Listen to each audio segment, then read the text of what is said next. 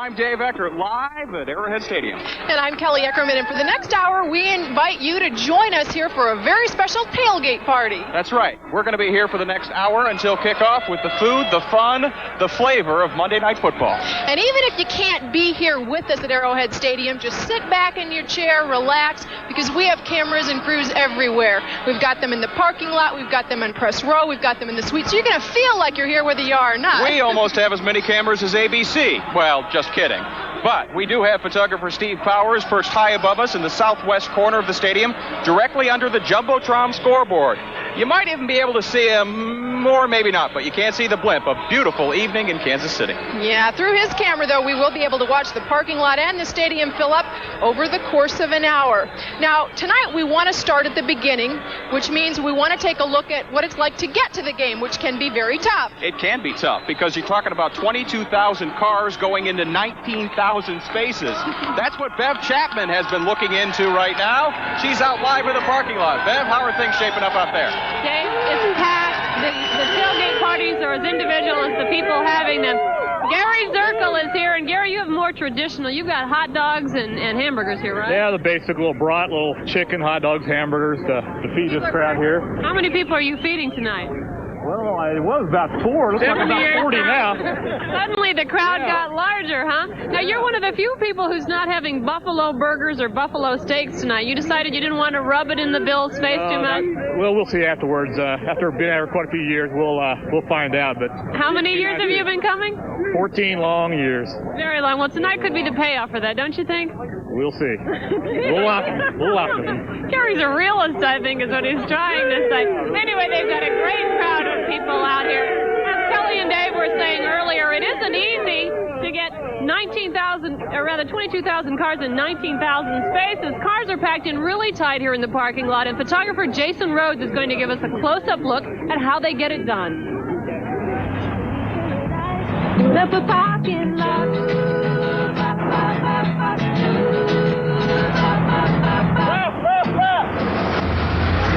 It's right, man. Straight ahead. Go. Straight. There you go. Looking good. Straight ahead. We get to help people move their cars and dance around. People enjoy it. Straight. I haven't got hit yet, but I'm waiting.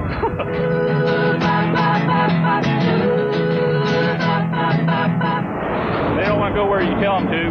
Stay over to the right.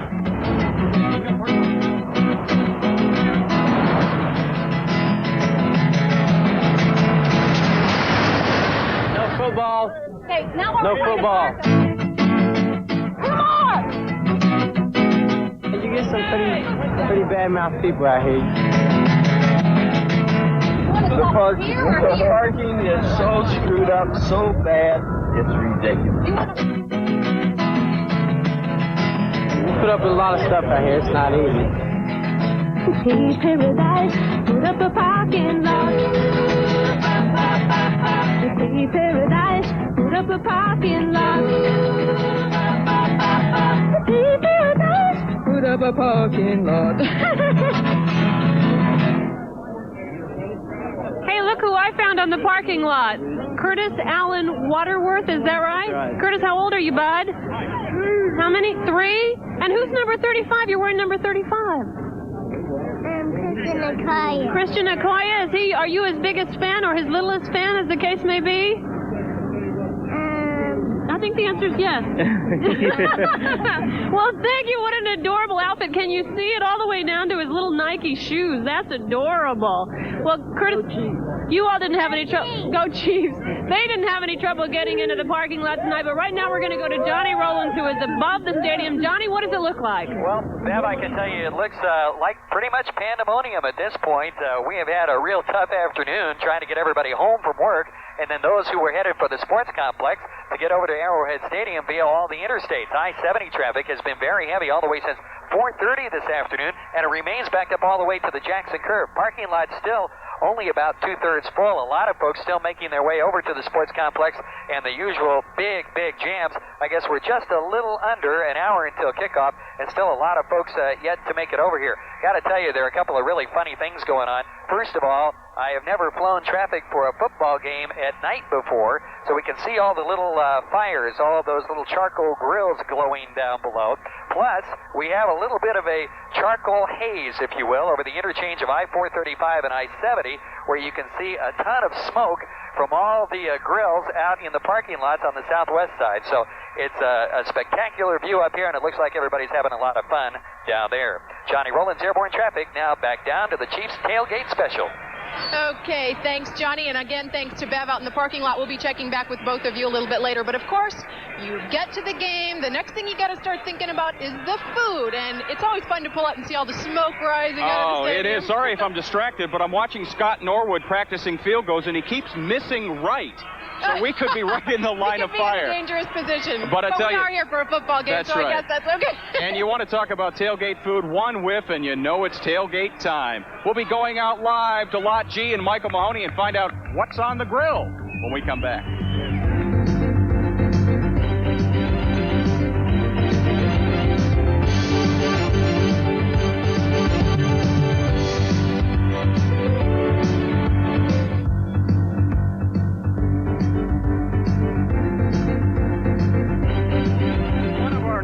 Views from inside Arrowhead, where you can tell the fans are starting to trickle in, but most of them are still outside, and those fans outside are enjoying, among other things, good food, because you can't come to a Chiefs game on an empty stomach, right? At least that's what the folks have been telling our Michael Mahoney, who is stationed outside with some of these hungry Chief fans right now. Michael, how's it going? I'll tell you what, Dave, I'm not sure they're hungry anymore, because since about 5 o'clock, and for some people even earlier than that, they've been feasting on sausages and ribs and chicken and God knows what else. And the most unusual thing that we've come across happened here in just the last couple of minutes. Everybody's grilling, right? Save for these folks. Check this out. We've got a cake here, chocolate cake, ambushed at Arrowhead. And I'm here with Troy. How'd you come about this? Well, Lori North and Jim North, her husband, they were responsible for it, and some of us took the whole day off work to come here and called in celebrate. sick, no doubt. No, I took a vacation day. I don't know about the rest. So anyway, as we can tell, they've already dug into it, and we were going to show you the whole cake, but hopefully the ambush of the Arrowhead, they're going to slice up the Buffalo Bills the way this cake is looking. Show you something else over here a second right now. Probably the food of choice out here tonight, Dave, happens to be buffalo whatever, buffalo wings, buffalo burgers, right back over here.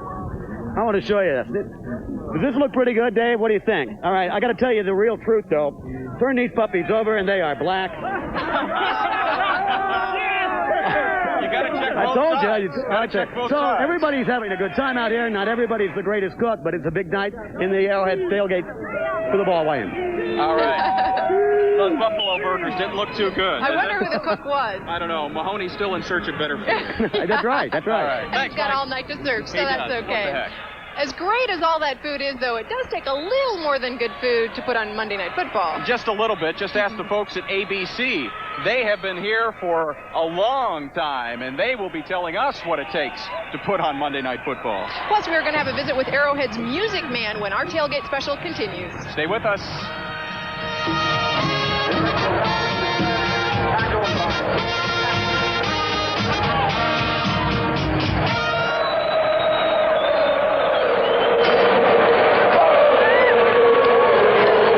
I have gone out.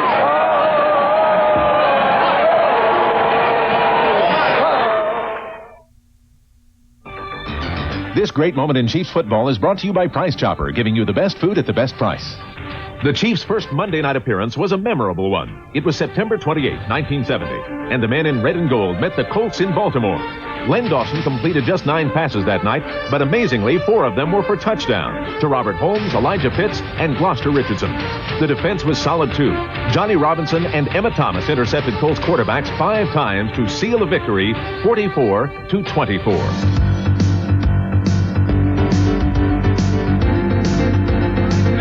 Kickoff. The Chiefs and the Buffalo Bills. And you know, when the Chiefs take the field here at Arrowhead, they'll be counting on the 12th man, the fans, because the fans really make things happen here. And that's because when the fans get excited, it gets really, really loud, and the Chiefs love that. Of course, the other team hates that. That's all right. As mentioned, they call them the 12th man. And so we sent Chris Ketz out to find some of the fan frenzy that's out there. Football is really a pretty simple game. You run the ball,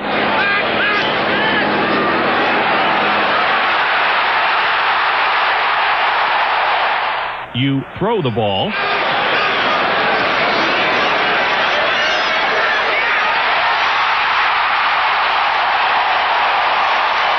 And you kick the ball.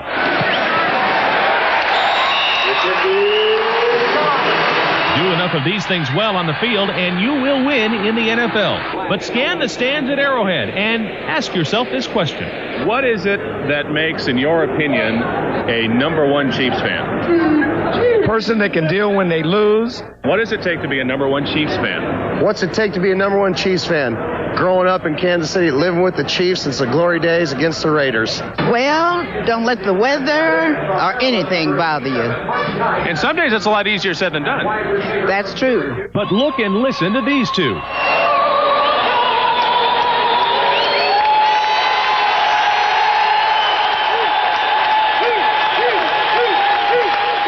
Diane and Joseph Adams are just your normal couple. She's a housewife, he's an electrician.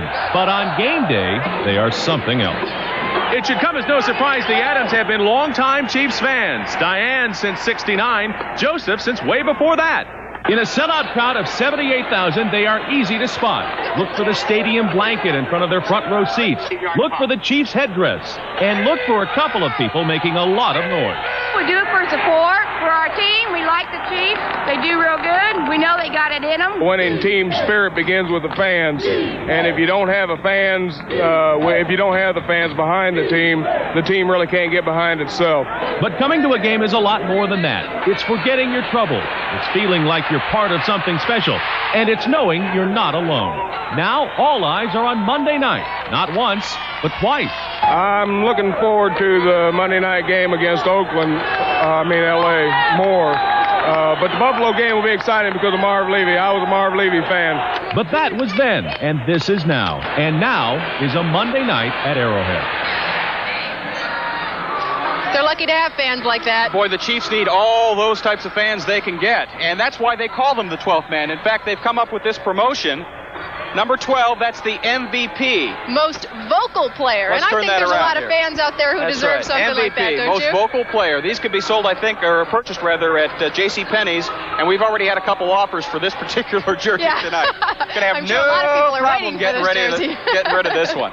And, you can tell a lot about the fans from the way they dress, but you can also tell a lot about the fans from where they sit here in the stadium. That's right, even if they can get in the stadium. Sometimes they don't have a choice. But Mike Walter has been sampling some of the different sections where fans buy their seats and choose to sit. And right now he's in one of the luxurious sections, one of those sky boxes. Mike, how's it going up there? Hey, it's nice up here. And of course, the folks here have been watching our show. And they're kind of miffed. They want us to show their nice spread. The chicken just arrived a few minutes ago. They've got a full bar. It's good chicken. This is Dr. Howard Ellis's suite. And I'll tell you what, these guys, you're ready for the game, aren't you? Ready for a win? We are the 12th man on this squad. They've got nice comfy seats up here as well. And I'll tell you what, when you sit up here, you can't help but feel that these people are sitting pretty. But you know what? If you were to ask some of the people out there if they wanted to sit up here, the answer might surprise you. Absolutely! Yeah!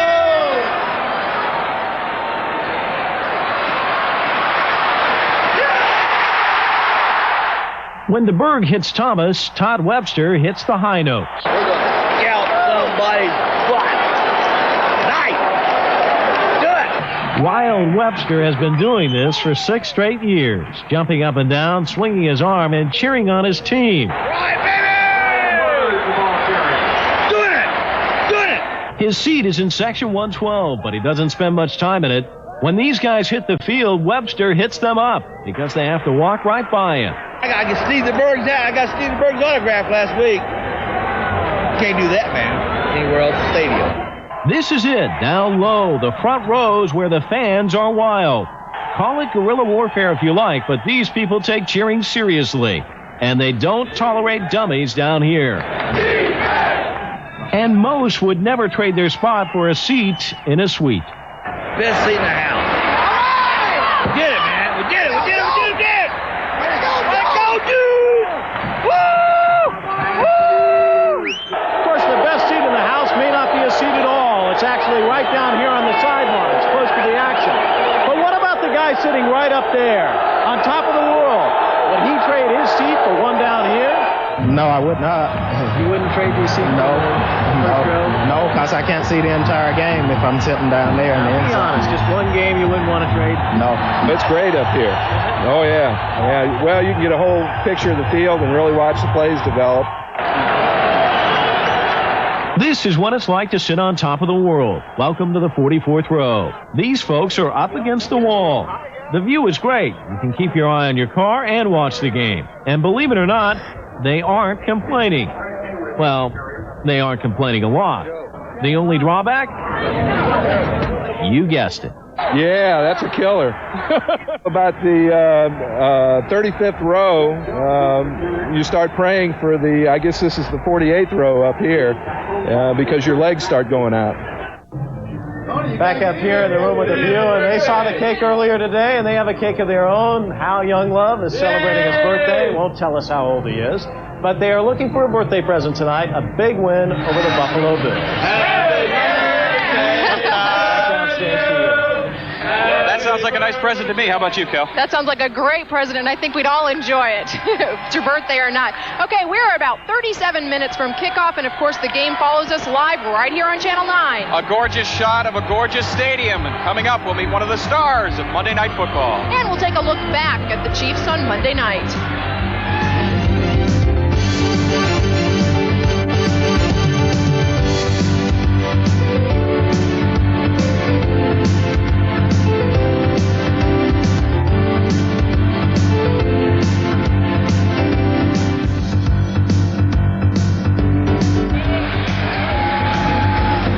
Back live at an Arrowhead Stadium that is beginning to fill up as we move close to, 30 minutes to kickoff? Yeah, it's creeping up on us here. It's creeping up, and the intensity is starting to build as well. So we've met some of the fans, and we've sampled some of the food. Well, we didn't, thank goodness, but Michael Mahoney had to. But we will. And we will. And we also have sampled the flavor of Arrowhead. Yeah, and it's easy to get caught up in all of this, but remember, the real reason we're here, there is a game to be played yet. Oh, yeah, forgot all about it. But Len Dawson hasn't, and he is live at Press Row right now with one of the stars of Monday Night Football. Leonard?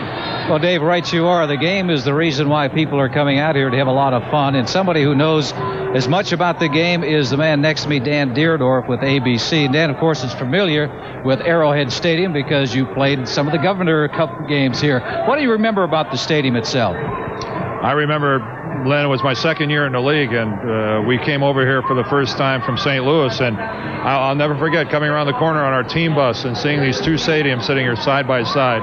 And, I mean, I was dumbstruck. I just couldn't believe it. It's still the finest sports complex in the world. I mean, I don't think anything touches it. Now, let's talk about this ball game tonight. Buffalo, you've already seen them in preseason. You've already seen the Chiefs. How do you analyze this game? Well, I mean, I think Buffalo is the best team in the National Football League, and I don't have to go too far out on a limb to say that. I mean, they are real good everywhere. Now, Kansas City, on the other hand, does the two things that you have to do to beat Buffalo, and that is run the football, and the Chiefs can do that, although they haven't done it well, but you know they can, and they can play defense. But it's going to take a super effort on the part of the Chiefs to win tonight. I just think Buffalo's that good, but they can do it. Bruce Smith is not here. He's not suited up. Does that make John Alt the happiest man in America? Now, you're an offensive tackle. Would you say, hey, bring on that great all-pro. I want to play against him, or would you say, thank goodness? The first time somebody told me Bruce Smith did make the trip, I said, no, you're kidding me. Don't give me that. No, the Buffalo Bills are not as good a defensive team without Bruce Smith. Everybody in Kansas City is glad he's home. How do you see this game developing?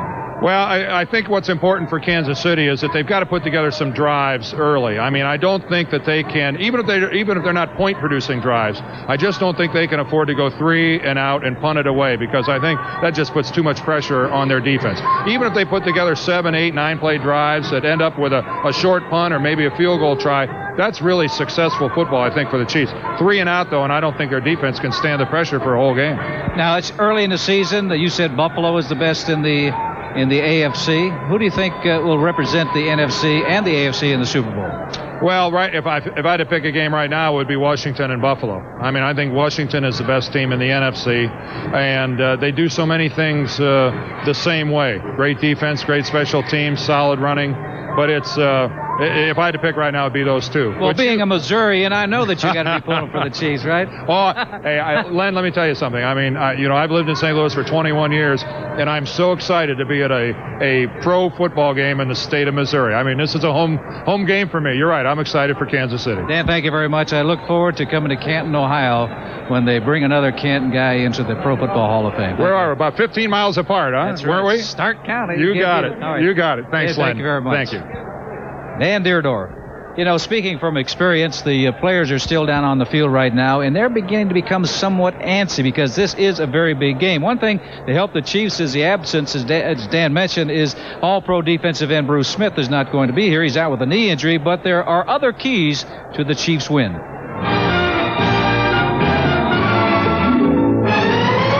The keys to this game are fairly easy to explain, but rather difficult to accomplish. First of all, when you take a look at the strength of the Bills' offense, you've got to go to Jim Kelly and Thurman Thomas. You have to find some way to slow these two players down. The best way to slow Kelly down is to put pressure on him, get in his face, but you better do it without blitzing linebackers or defensive backs, because that way you can give Kelly a lot of different looks in pass coverage. Now, if you don't get any pressure on him and you don't blitz anybody, he's going to pick you apart. If you do blitz Jim Kelly, he reads that very well. You're going to force yourself into man-to-man coverage. That's when the big plays take part. Now, Kansas City on the other side of the ball, offensively, they've got to control that line of scrimmage. They have to run with the football against a Bills defense that is not good against the run. You've got to force the Bills into a 7- and 8-man front. That is when Steve DeBerg comes along and throws those play-action passes and gets you big chunks of yardage and points on the board. As I said, easy to explain, but rather difficult to accomplish. I say you, that makes sense to me. I think you should look for Kansas City defensively to come up with a different type of scheme, different type of alignment in this game against Jim Kelly with that no-huddle offense. They had to go against a Warren Moon, so they have had some experience with those 4 wide outs and people coming at you right away. So I look for a very physical football game once again. Now, let's go on back down on the field. Not only the players down there, but I think we'll find Dave and Kelly as well. All right. Thank you, Leonard. I think he's right. We're still here. We got to do all that to win a game? Holy cow. It'll take a lot, but we're counting on him. Oh, I hope so. We heard from Dan Dierdorf, but long before he was around, ABC was here doing Monday Night Football. In fact, the Chiefs have quite a history dating back to 1970 on Monday nights. And coming up next, some Monday night memories. The Chiefs on Monday Night Football in the 70s and 80s. Stay with us.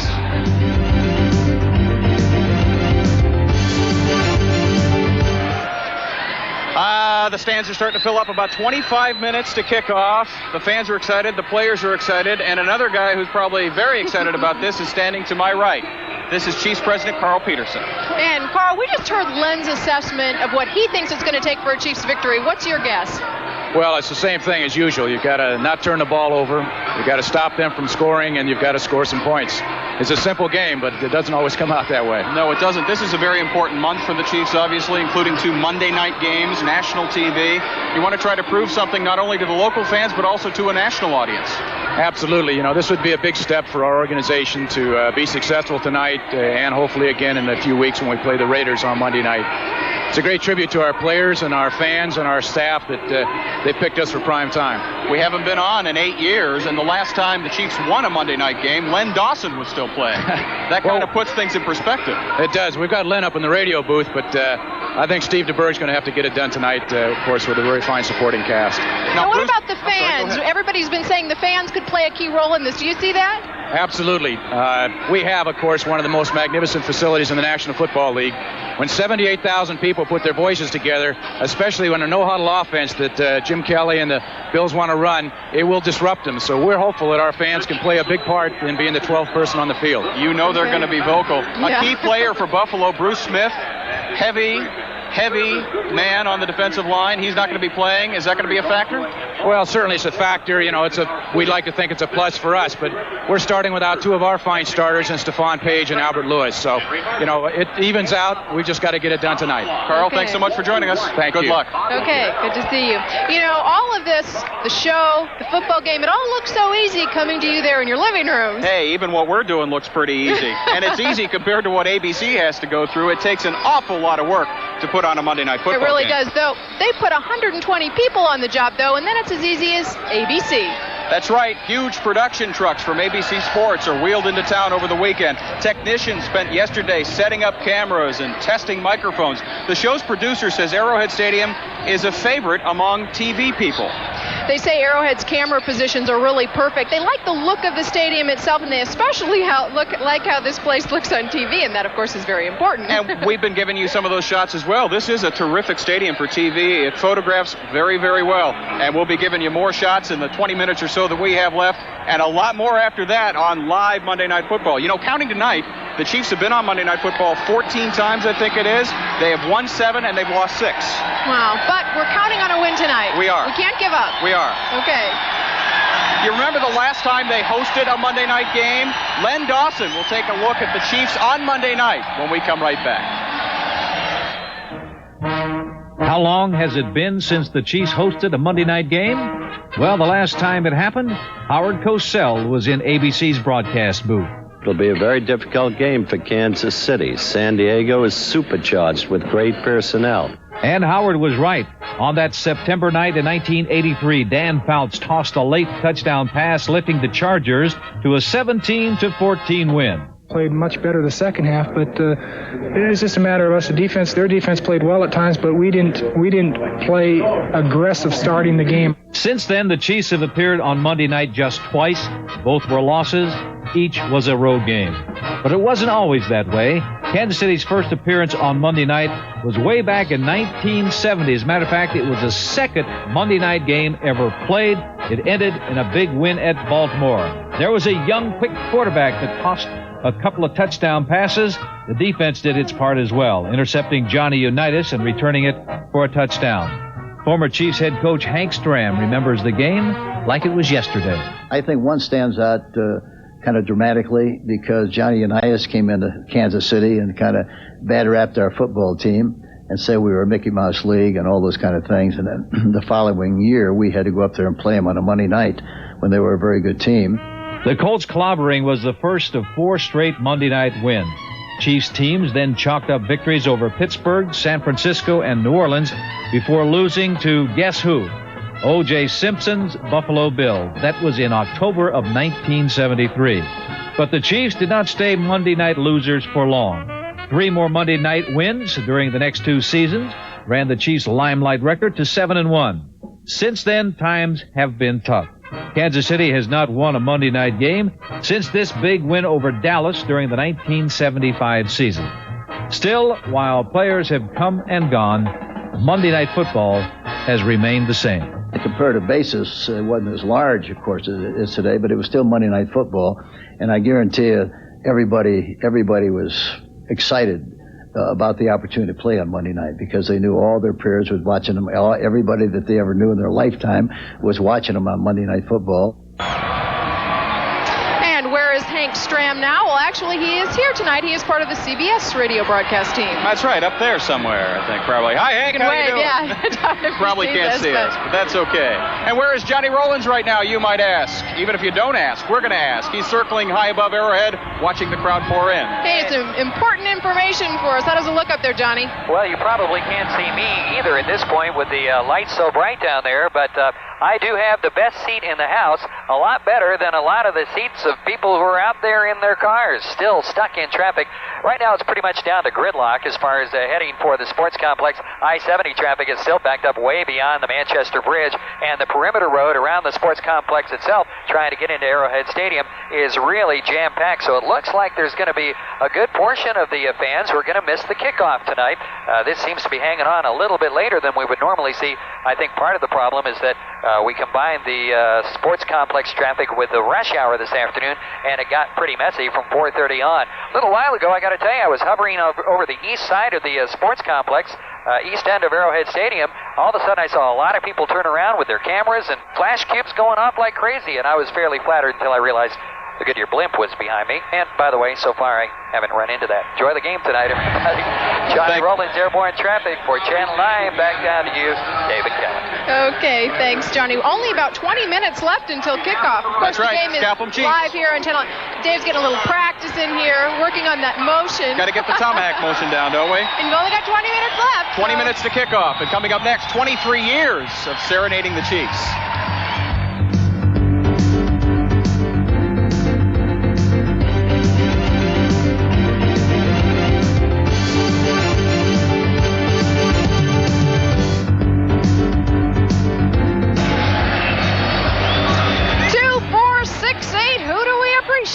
Hey, sounds like you've been practicing. That's a question that cheerleaders have been asking for years. That's right, and here that question is being asked by the Chiefs cheerleaders, 12 men, 12 women, and they're just as active on the sideline as the Chiefs are out on the field. Boy, you got to be very active to be a Chiefs cheerleader. Very talented. Vicki Newton takes us behind the scenes with a couple of those cheerleaders right now.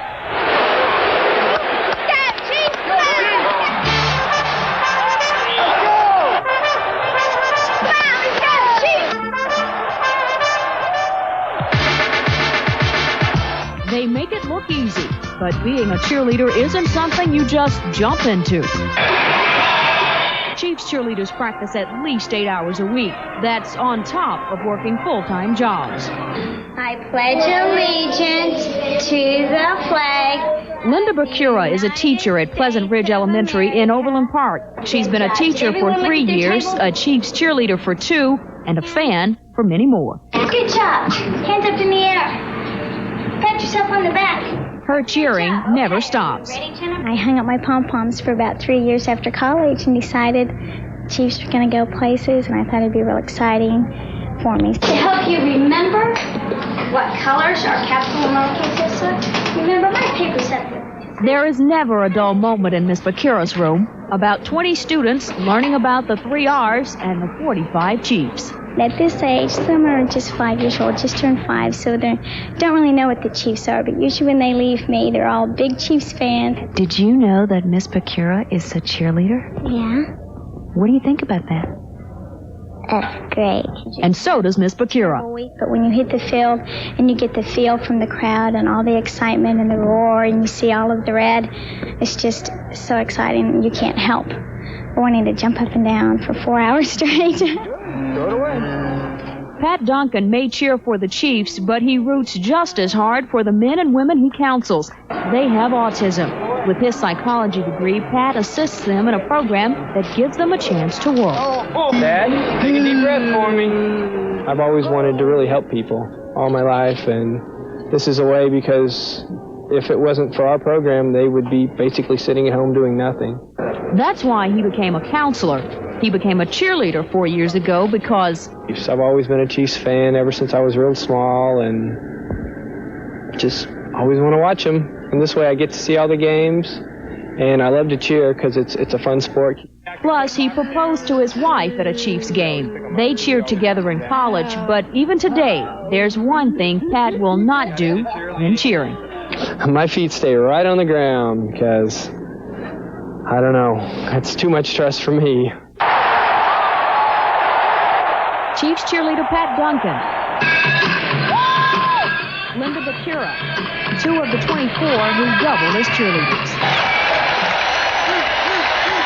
Wow, are you ready for some football? This crowd is going crazy. And in case you're wondering, the cheerleaders are paid $50 whole bucks a game. Yeah, they're not going to get rich at that, but they are definitely appreciated. Oh, and they enjoy it too, don't they?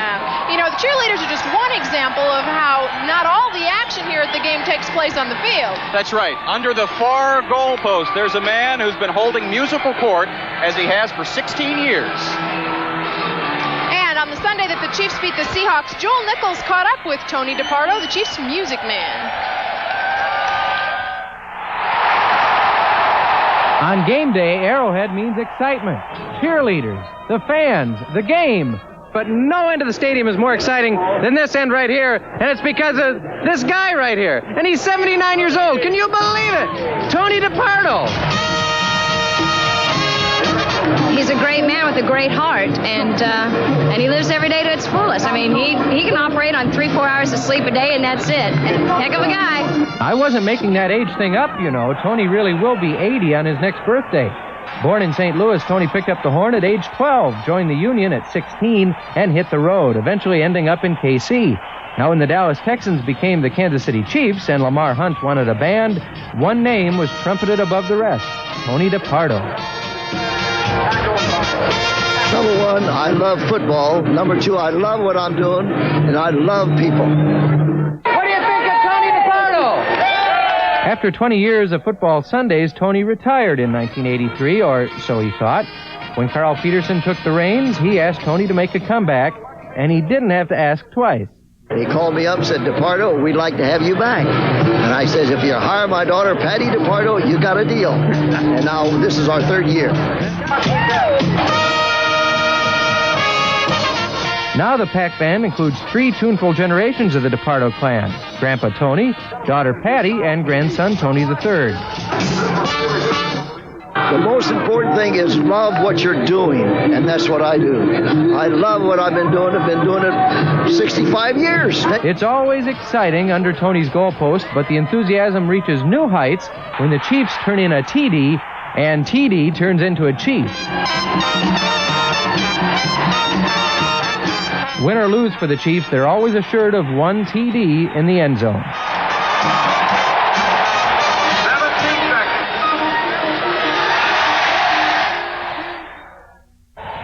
10 minutes to kickoff, everybody. The Buffalo Bills come in here 5-0. They're just hoping this is another stop on the victory tour. But the Chiefs are hoping to set up a great big roadblock, and Dave Stewart is joining us now under the shadow of the West goalpost with more on that. You know, it may sound strange, but one of the best things perhaps to happen to Buffalo was losing Super Bowl 25. Consider a Scott Norwood field goal drifted just a little bit. That's all that separated them from a world title. Buffalo returned in 1991, a very hungry football team, motivated by a man that's certainly no stranger to this place. Marv Levy is tonight's common denominator. He was head coach here in the days of Spaney, Barbaro, and Warpaint, 1978 to 82. 81 happened to be the team's first winning season in 8 years. He looks to me like a totally different coach, that he's understood some of the mistakes maybe he made in the past. It was no mistake when Marv took the Buffalo job in November 1986. The Bills are now the 3-time defending AFC East Division champions. Quarterback Jim Kelly is the trigger man. He's coming off back-to-back 300-yard passing games. What Jim Kelly's doing is what seems to be the trend right now in the National Football League. It's a lot of 3-step drops, aggressive passes. Makes it hard for the rush to get to him. Well, you're going to get some pressure on him. You're going to disguise the coverages and make it not so easy for him to read, and you're going to especially put the pressure on him. Any quarterback hate to be put on the ground. You can't just play zone against Jim Kelly and the Buffalo Bills. You've got to play some man-to-man, and we'll fully expect to do that. If Buffalo has a soft spot, it's in run defense. The Bills rank 24th in stopping the run. That plays perfectly into the Chiefs' offensive philosophy. We have to step up, make plays, but we can't put the ball on the ground. We can't have a lot of penalties. But probably the most important thing is we just have to have time-consuming drives. The Chiefs also need help from their 12th man. A sellout crowd will turn out for the team's first Monday night home game in 8 long years. I expect the crowd to help us slow their offense down, and you know, that's their job, and I think it'll happen. Stay right here. DeBerg is smiling for another reason. Tonight he won't have to worry about defensive end Bruce Smith. The All-Pro did not even make the trip to Kansas City. He was able to return from arthroscopic knee surgery 1 week ago, but fluid built back up in that knee, and he is unavailable for tonight's ballgame, which is good news. On the downside, Albert Lewis once again with a knee problem. He will not play tonight. J.C. Pearson will start at left corner. Bruce Smith could be a key factor. You just never know. Establishing the run. That's what Kansas City wants to do. Having him out of there will help. Okay, thanks, Dave. Less than 10 minutes to kick off, everybody. That's right. The fans are really starting to pour in, and when we come back, we're going to go back out to Lot G to see who all the stragglers are still coming in. Tonight with the Chiefs on Monday Night Football, I want to remind you of another great sporting complex in Kansas City. It's the Woodlands. It may surprise you that in annual attendance, the Woodlands is the second biggest attraction in all of Kansas City, second only to the Royals. And the restaurant, it's the most popular in town. The national spotlight is on the Chiefs tonight, and everybody wishes them the best. If you want to enjoy another sport that brings national attention to Kansas City, go out to the Woodlands soon. It's one of the top Greyhound tracks in America. Well, this place is packed, but as always, there are the stragglers. That's right, those who are still back out in the parking lot. Let's go out to the parking lot now and see how they're doing. Oh, Kelly, I don't think you'd call these people stragglers. These people are here. No, you're not seeing double. These folks have all the comforts of home, but no tickets. So they brought their couch, their television set. They even have their own Johnny on the spot. So they're set to watch all of the game. Jim Berdalski is the one who organized part of this. Jim, you said next time you're going to be even bigger and better? Yeah, we'll try a big screen TV and maybe a tent. I'll have George Brett come by. What the heck? What do you say? Thank you very much for inviting us to your party. Once again, these folks are from Kansas City, Kansas, Olathe, you name it, and they say they're going to be back on October 28th for the next Chiefs game here at Arrowhead, and we will probably be looking for them. Kelly and Dave, back to you all. Okay, thanks very much, Bev. We're going to wait until the national anthem finishes in just a couple seconds, and then we'll wrap it up. Okay.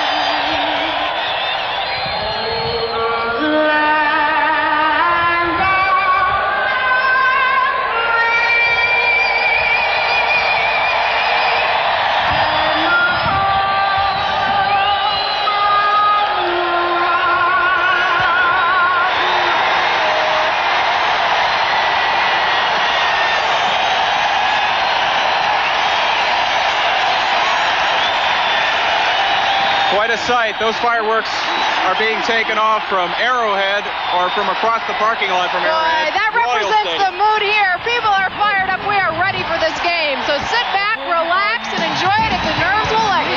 That's right, and be sure to stay tuned after the game for live local coverage right here on Channel 9. Thanks for watching. Good night. Good night.